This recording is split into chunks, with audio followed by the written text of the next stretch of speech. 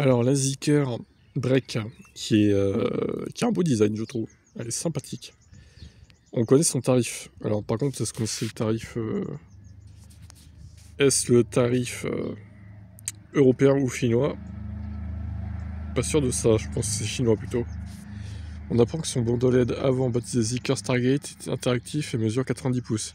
Une fonction qui devrait disparaître à l'arrivée en Europe, comme sur la Zeekr 7X. Le bas du pare-choc intègre une prise d'air active tandis que le toit accueille à l'avant un lidar. De profil, on remarque des poignées de porte affleurantes, des jantes en alliage de grand diamètre, ainsi qu'une ligne de toit fuyante suivant une pente de 21 degrés.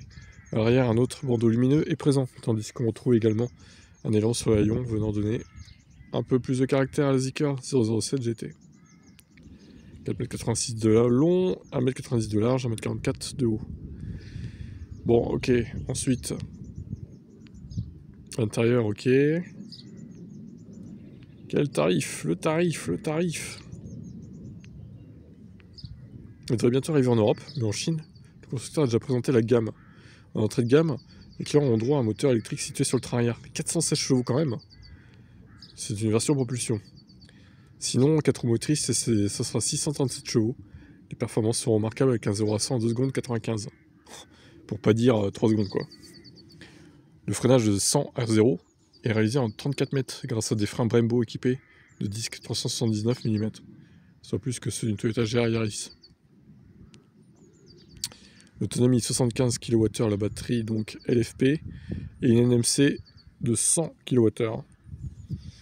Donc avec ces accumulateurs, l'autonomie varie de 585 CLTC pour la 75 kWh à 825.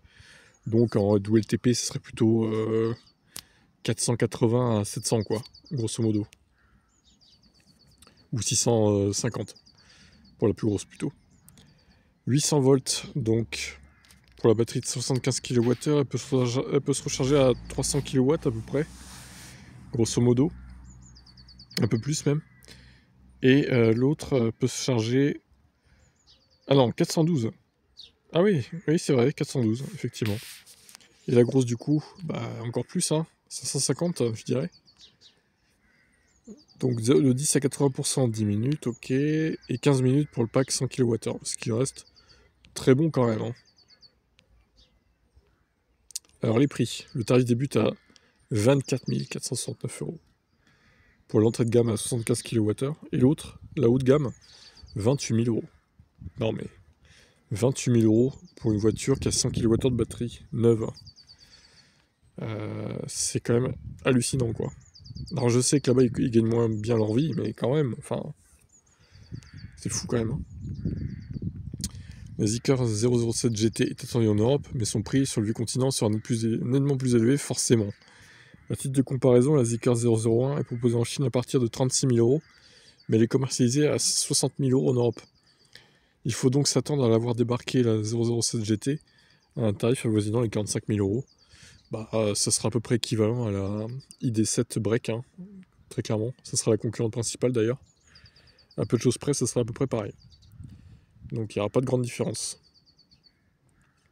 Sauf que la ID7 est quand même moins puissante, il faut quand même le dire. Ok, bah écoutez, affaire à suivre de quand elle arrivera exactement en Europe et à quel tarif.